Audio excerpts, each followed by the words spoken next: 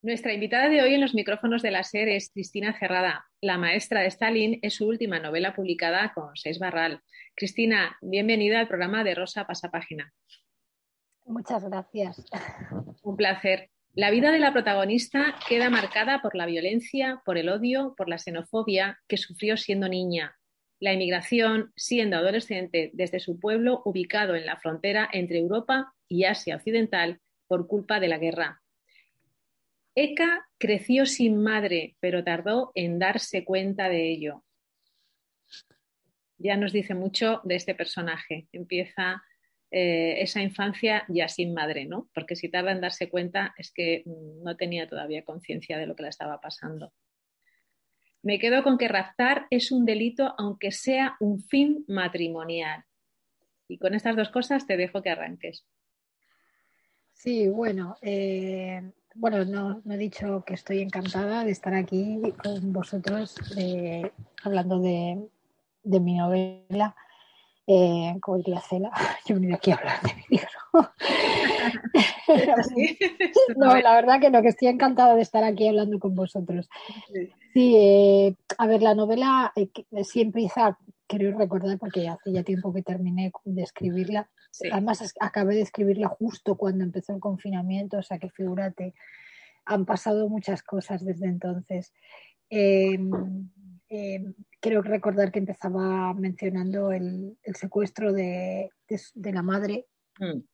y sí, con el propósito de casarse. Bueno, el padre es quien la secuestra con el propósito de casarse con ella. Es una práctica bastante tradicional en ciertas comunidades de la parte más oriental de Europa, Mm. oriental, y en algunos países también de la parte más occidental de Asia. Eh, que nos puede parecer muy salvaje, pero que a mí, o sea, que yo he veraneado toda la vida en pueblo y, eh, no sé, he estado próxima, he estado cerca, quizá también por una cuestión de edad generacional, ¿no? De todavía de costumbres antiguas, digamos, ¿no? Y no sé, es una cosa que puede parecer bárbara, pero que situándola en el contexto y habiendo vivido cosas así parecidas, pues no resulta tan bárbaro. Mm.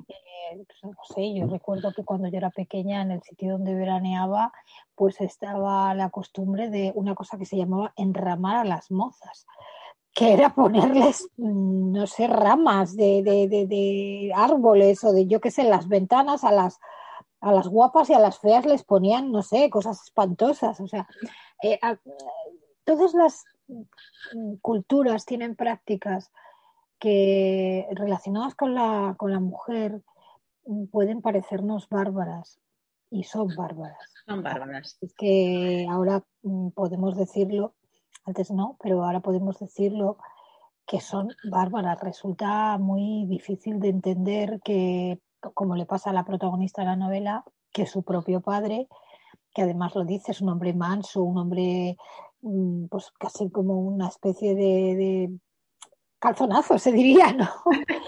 Abiertamente. Pues hubiera secuestrado a la madre, pero claro, efectivamente, también ella lo dice, ¿no? Si no hubiera secuestrado a la madre, a lo mejor no se habría casado nunca, de apocado que era y de bobo que era, ¿no? Bueno, pues para ella, que no tiene a su madre como para contarle la experiencia, eh, es una impronta, ¿no? En su memoria, es un episodio que ha quedado ahí grabado junto con el hecho de que la madre se suicidara tan pronto, tan pronto respecto a su nacimiento, ¿no? Porque ella estaba recién nacida cuando su Mm. madre se suicida. Y ya el comienzo, creo, para mí por lo menos así lo fue, es como una especie de adelanto o de indicio, porque es un choque, ¿no? Es una mujer, la madre es una mujer que se ha marchado jovencita a estudiar, que vuelve por unas vacaciones a su pueblo y le pasa esto, Mm. la secuestran, se tiene que casar, porque efectivamente las familias se conocen y para ellos es como una gracieta. "Ah, mira, la han secuestrado", sí, pero la han secuestrado y ya, claro, ya se supone que la han secuestrado, que ya no es moza, moza virgen y hay que casarse. Entonces, para la madre, ese choque entre eh, la vida civilizada, podríamos decir, la vida contemporánea, moderna, ¿no? Secularizada y la vida tradicional, no puede con ello, no puede Claro. con ello. En esa Entonces, misma vida tradicional de la que hablas, enviudar supone casarte con su hermano. O sea, pues en muchas culturas, exacto, efectivamente, que eso lo hemos visto, o sea, hasta el día de hoy, pero sigue siendo, me parece brutal, o sea, aunque sea actual. sí, sí, sí, sí. Bueno, mira, ahí tienes, por ejemplo, yo que sé, La tía Tula, ¿no? La novela de Unamuno, que habla precisamente de eso, como de algo también bárbaro, ¿no? O Mm, sea, es bárbaro y no lo es, pero al ser una práctica habitual parece que pierde esa pátina como de violencia hacia la mujer, pero la tiene y enorme, ¿no? verdad. Entonces, la protagonista de la novela, Eka, arrastra esas cosas porque además tiene la mala suerte de vivirlas en su fantasía. En la fantasía cada uno tenemos un margen muy amplio para agrandar y empequeñecer las cosas según, bueno, según nuestras necesidades o según nuestros deseos, ¿no? Entonces ella probablemente a la falta de una madre debe de crear un hueco, un ideal enorme, Ujú. enorme y además insaciable, ¿no? O sea, un vacío brutal. Ella ha idealizado a esa figura, la figura femenina, que a lo largo de la novela se verá como sí que idealiza la figura femenina, ¿no? En el Mm, personaje de la farmacéutica. sí. Y luego también ha demonizado un poco la figura masculina y la figura no solo masculina, sino la de la barbarie, que para ella, esto ya es una interpretación mía como una lectora más, pero que para ella está asociado a lo masculino, Sí, claramente, sí, ¿no? es Los verdad. ejércitos son de hombres, los que raptan son hombres, los que todavía en su cultura y en su país, los que ganan el dinero, mantienen y toman las decisiones son los varones, Mm, en es fin. verdad. Mm. Eka bueno, como has dicho hace un momentito, vive en un conflicto interior y quiere huir de su pasado, un pasado doloroso. Pero ese pasado va a viajar contigo siempre, siempre. Y tiene también una ausencia de futuro, porque lo único que quiere es salir de ahí. La respuesta de su suegra es: la piedra se queda en el lugar donde ha sido arrojada. Me parece un dicho brutal. No Brutal. lo inventé yo, ¿eh? Es un dicho, un adagio, ¿no? De pues uno de estos países próximos a Europa, Mm, pero ya de Asia, que probablemente circula por toda esa zona, ¿no? La piedra se queda en el lugar donde ha sido arrojada, es brutal, ¿no? Porque una piedra no es algo que, o una pluma, o un pañuelo, es un arma arrojadiza eso es. y se arroja además, y se arroja con intención de que alcance un objetivo y además se queda. Y esto asociado al destino de una mujer, pues es como una sentencia, es como una sentencia, como una sentencia de muerte, casi, ¿no? Entonces, creo que ella está absolutamente eh,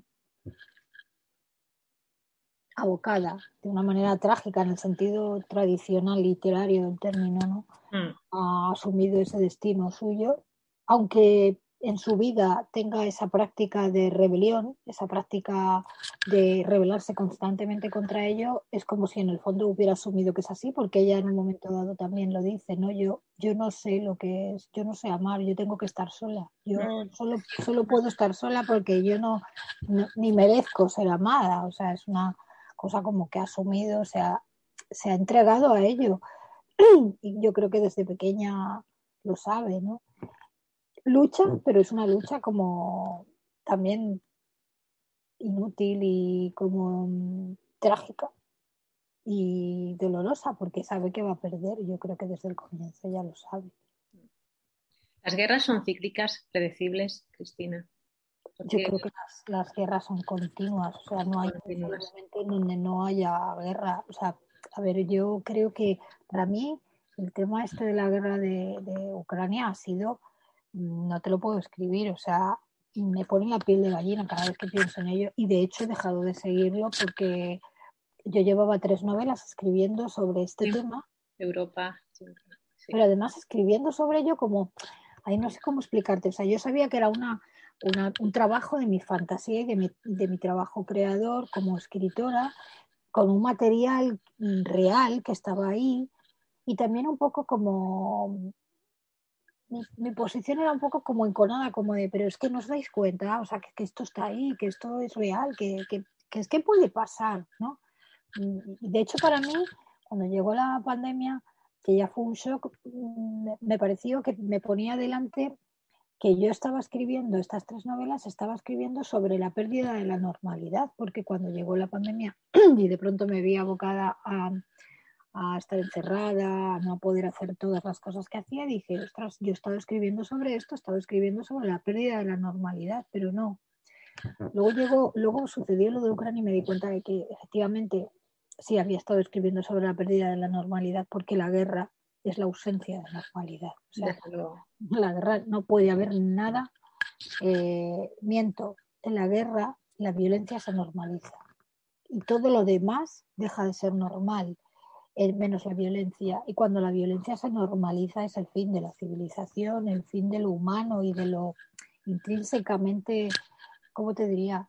Perdóname si parezco cursi, pero de lo intrínsecamente bondadoso, bueno, Mm. ¿sabes? De esos ideales de los que hablan las religiones, no las iglesias, sino las religiones, de lo bueno, de la bondad, del bien, ¿no? La guerra es el fin del bien, porque si la violencia se normaliza, mira, a mí se me cayeron los palos del sombrajo cuando al comienzo de la invasión de Ucrania, en un telediario a la hora de máxima audiencia, en un telediario de la 1 o de la 2, sale el locutor hablando, informando como si fuera una noticia, ¿no? ¿Sabes? Como si estuviera hablando de, bueno, pues ha habido una piara de, yo qué sé, de cerdos en la región de Cuenca que ha invadido la carretera y, ¿sabes? Una noticia así como tal, hablando sobre cómo se entrenaban los hombres de tal pueblo de Ucrania en la fabricación casera de cócteles Molotov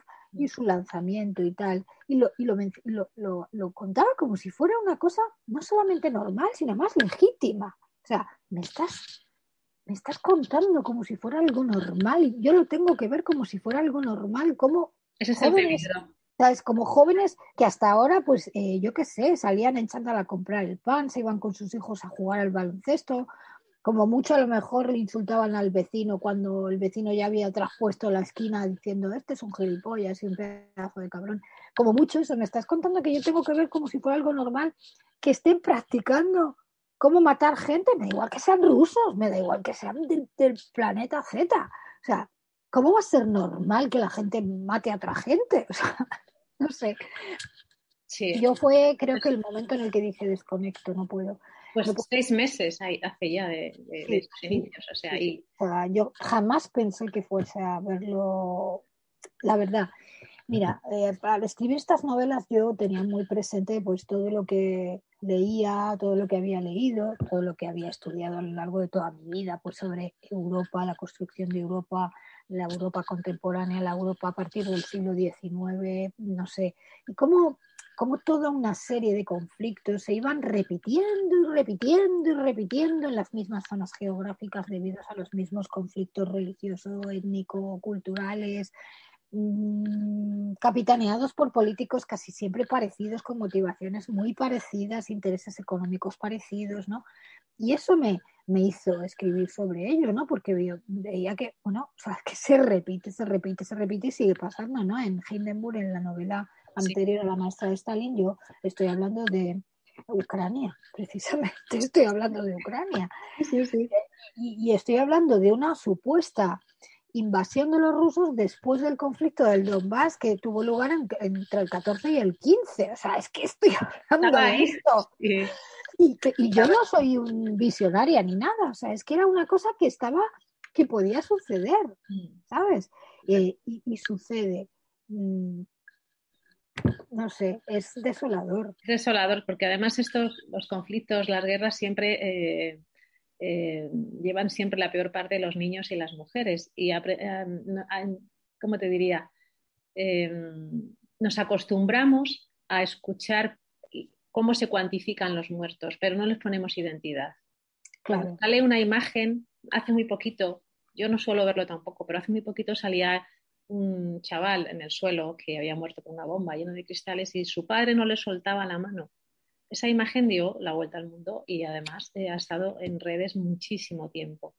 Ahí, digamos que le ponemos cara a la víctima. Yo creo que el error es cuantificar, cuantificar, cuantificar. Son personas.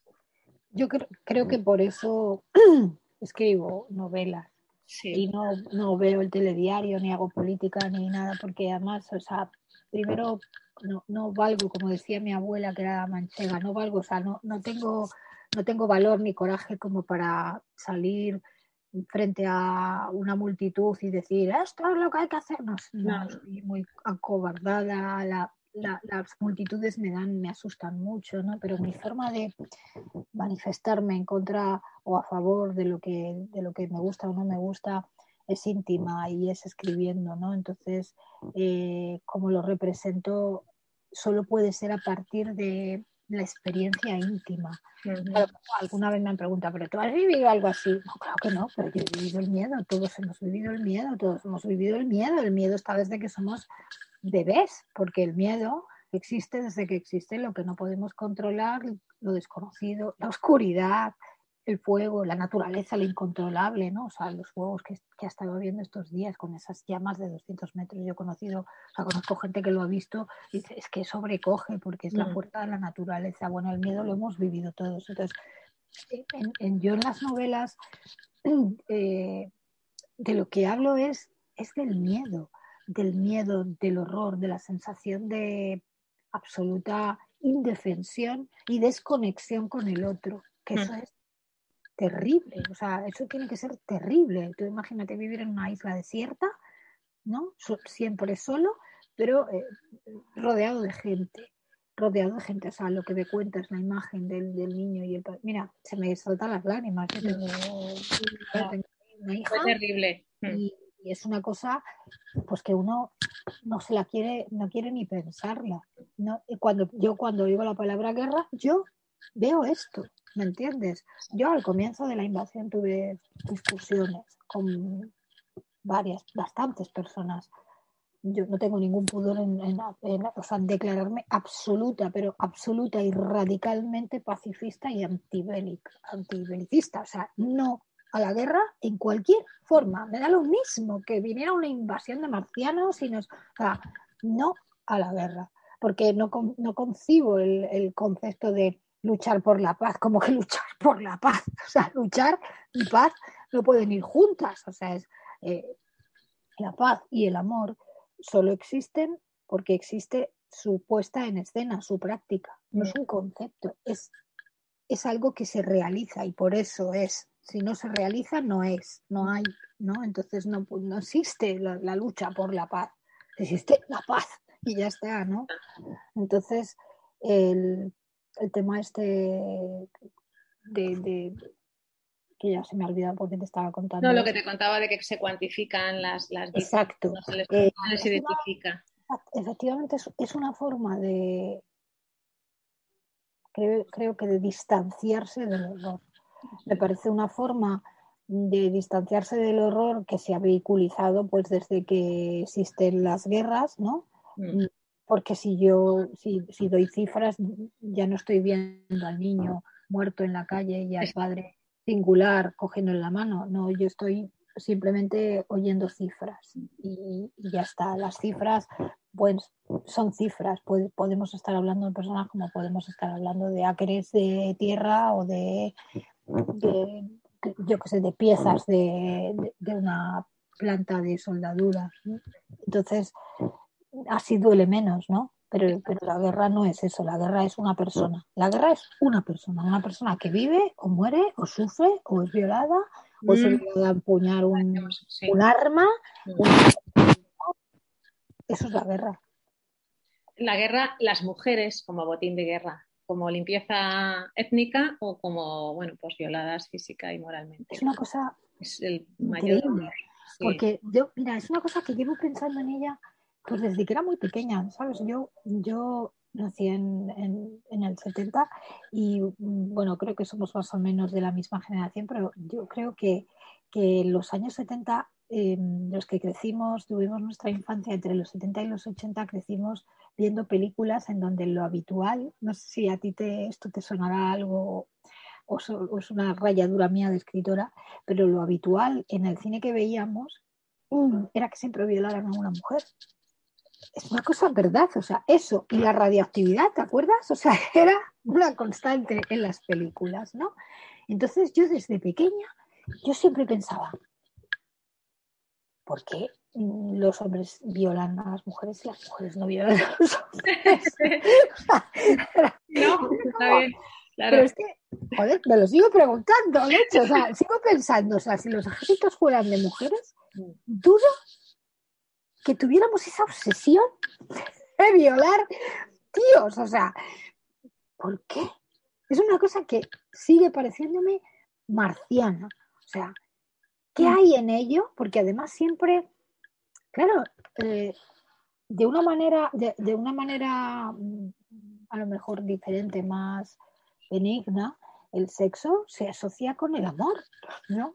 Hasta el psicoanálisis, que es considerada la doctrina psicológica y filosófica más fría y dura de las que hay, describe eso, describe el amor como una sublimación del sexo, ¿no? Sí. Entonces, ¿por qué también el sexo o la sexualidad es la expresión puede ser la expresión de la brutalidad, la agresividad? La guerra.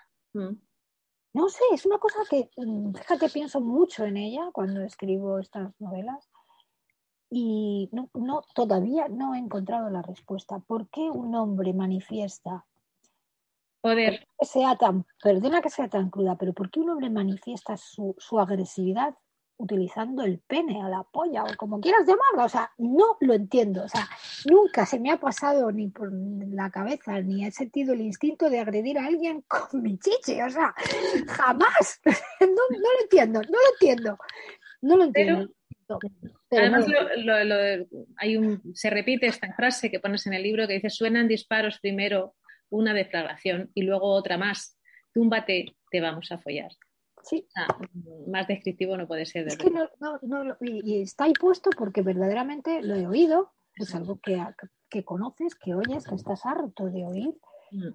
que a veces incluso hay personas a las que les ha sucedido y las has conocido y te lo han contado Sí, y, me parece. pues, pero sigo sin entenderlo, no lo puedo entender, no lo entiendo y que de verdad yo no me considero una feminista ultranza, una persona que ciegamente odia a los hombres, para nada. O sea, creo que como identidad el varón tiene sus conflictos de identidad como los Mm. tiene la mujer, ¿no? Pero esto es algo que yo no puedo entender, no lo entiendo, no he llegado hasta ahí. Mira que muchas veces me han dicho, ¿cómo entiendes la psicología masculina? Porque tus personajes masculinos son muy verosímiles y tal y cual. Bueno, pues esto sí, sin entenderlo. Eka quiere salir del país, quiere emigrar, porque es otra de las causas, otra de las consecuencias de una guerra, ¿no? La emigración, el irte de un lado para otro, el silencio en esa emigración y superar muchas barreras, violaciones, hambre, muchas cosas. Al final no eres de ninguna parte, eres una patria. Pues sí, mira, esto es algo de lo que yo escribo en la primera novela de la trilogía en Europa, porque también esa novela empieza donde acaba la guerra. Bueno, no acaba la guerra, pero donde acaba la guerra para la protagonista que afortunadamente puede escapar, pero empieza otra. Claro, es una persona expatriada y como tú bien dices, al final la patria acaba siendo uno mismo, pero es lo que hablábamos hace un momento, uno solo es como un náufrago en una isla desierta. Si se rompen los vínculos con el otro, con los otros como comunidad, eh, uno está muerto, prácticamente muerto en vida. Y esto es lo que sucede, creo. Es una es el mal de nuestros días, porque la gente suele pensar que el principal motivo de los movimientos migratorios actuales son las guerras, y no son las guerras, son las catástrofes climáticas, sobre todo. En África hay muchísimos movimientos migratorios habituales debido a que las condiciones climáticas o los ecosistemas donde donde las comunidades habitan, se deterioran, se desgastan, se contaminan o lo que sea, y tienen que moverse y desplazarse a otro lugar. O sea, claro, nosotros los occidentales, yo creo que es la razón que me mueve a mí a escribir estas novelas, ¿no?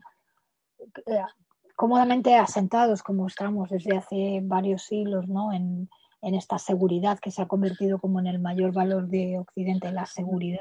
No nos damos cuenta de lo que puede ser, por ejemplo, pues eso, perder tu casa en un incendio, ¿no? Perder todas tus pertenencias. Bueno, a ver, ya piensas, va, total, todo se puede reponer. Sí, joder, todo se puede reponer, pero no, a veces no. A veces una persona no tiene más que lo que tiene.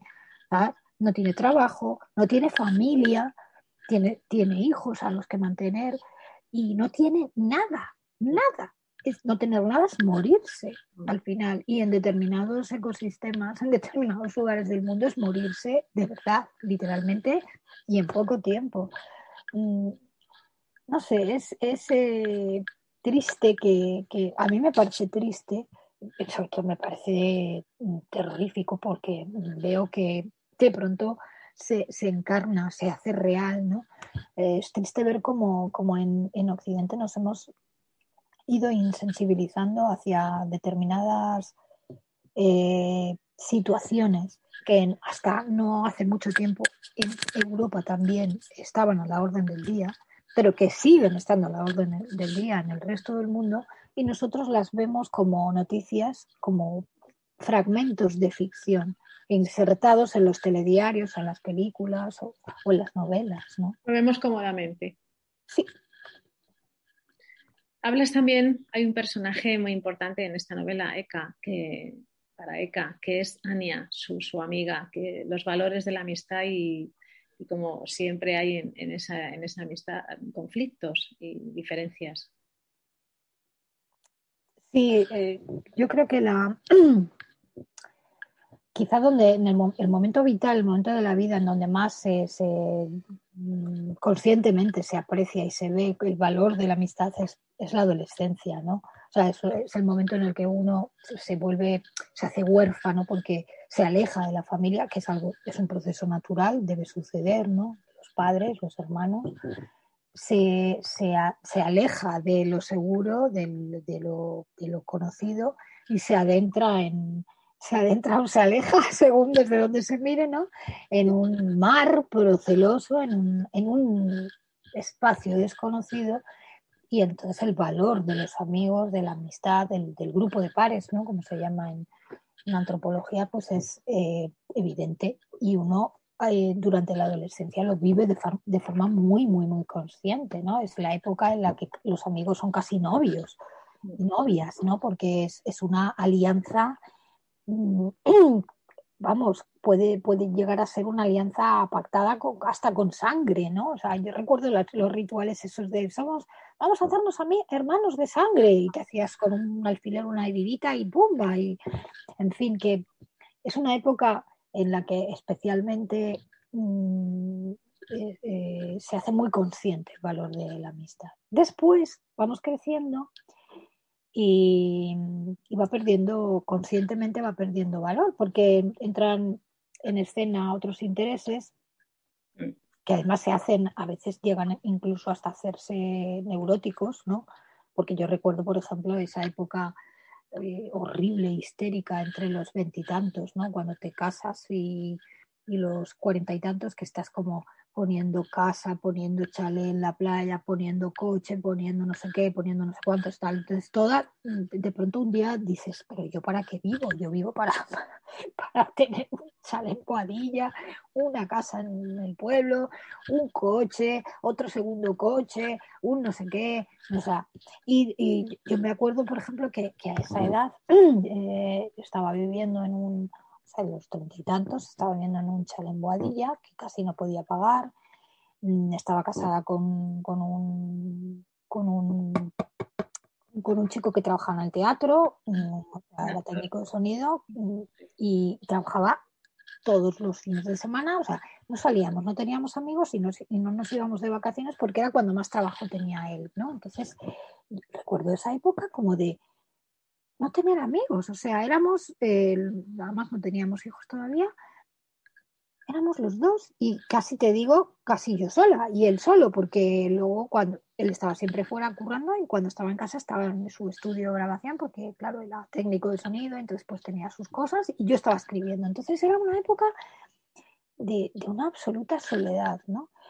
Pasa esa edad, ¿no? Llegas como pasas, sobrepasas como los 40 y entonces empiezas otra vez a buscar a notar la necesidad de los amigos. Los Quizá a amigos. lo mejor porque coincide también con el envejecimiento de los padres, que uno se hace consciente de que un día no los va a tener y va a perder ese vínculo que lo ancla al pasado, se va a quedar desligado de la nave nodriza, ¿no? Entonces, en la novela creo que yo hablo mucho del valor de la amistad, del otro que está ahí como para anclarte, ¿no?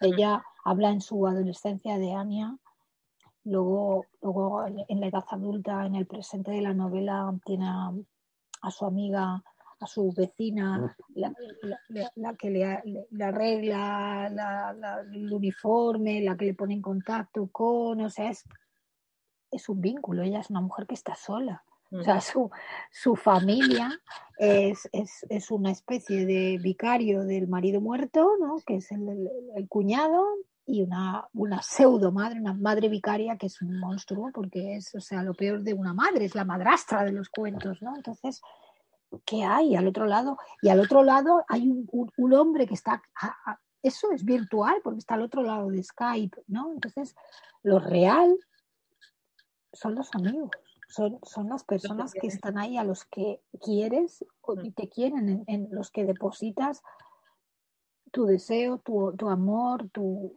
protección, tu demanda, ¿no? Es amiga, es la farmacéutica y sobre todo en su adolescencia es su amiga Ania, que es quien la pone en el mundo, quien la ayuda a salir y además a qué mundo salen, ¿no? Porque en su adolescencia les pilla la independencia de la URSS y todas las guerras intestinas que vienen después, las guerras civiles, ¿no? ¿Qué ve Eka cuando se mira en el espejo, Cristina? Ah, pues yo diría que ella ve muchas mujeres y ninguna. Yo creo que ella busca algo que no existe, que es como una identidad, una segura, férrea, enorgullecedora, ejemplar, ¿no? Y claro, no ve nada de eso porque eso no existe, ¿no? O sea, no es solo que su entorno sea desgraciadamente uno de los peores que le hubiera podido tocar, es que hasta en el mejor de ellos esa identidad férrea, sólida, maciza por dentro, Sí. no existe. No existe en la mujer, pero yo, fíjate, yo creo que ahora mismo va a empezar el varón va a empezar a tener ese problema de identidad que la mujer ha tenido a lo largo de siglos de historia, porque, o sea, yo por ejemplo ahora con el tema de la guerra de Ucrania estoy empezando a tener conversaciones con hombres acerca de ese papel no, es que los hombres se tienen que quedar y tienen que luchar, tienen. Obligatoriamente. Pero, o sea, yo si fuera varón diría, pues si fuera varón sería como soy, me imagino igual, o sea, cobarde, no sé qué, no sé cuántos, diría, ¿por qué? ¿Yo por qué tengo que...? Pero si a lo mejor, yo qué sé, hay mujeres más aguerridas, ¿no? No estamos hablando siempre de igualdad, no hay mujeres que son físicamente más grandes, emocionalmente más estables, más fuertes, más violentas, más... ¿Por qué se tienen que quedar? O sea, creo que esa identidad férrea, maciza por dentro, sin fisuras, que en algún momento a lo largo de nuestra vida nos ha puesto delante pues la cultura, no existe. Entonces, claro, nos genera una frustración que puede llegar incluso, pues, bueno, puede llegar, ¿no? De hecho, en la mayoría de los casos, no, a casi todas las personas les crea alguna clase de conflicto u otro más o menos llevadero. Mm. En el caso de Eka es una mujer incapaz de ser esposa, madre e hija. Bueno, porque yo creo que la guerra no termina jamás en el interior de las personas, como es Eka. Ella tiene el futuro puesto en Canadá, como podría ser en Sí, otro sitio afuera, huyendo. y más lejos si pudiera, claro, lo tiene Claro, puesto en un lugar inaccesible porque es un futuro que se niega. Ella misma se castiga y ya está castigada. Ella ya se ha castigado desde el principio y no hay nada que hacer. pues muchas gracias, Cristina, por esta maestra de Stalin y un placer escucharte y hablar contigo. Un placer estar con vosotros. Un abrazo. Otro.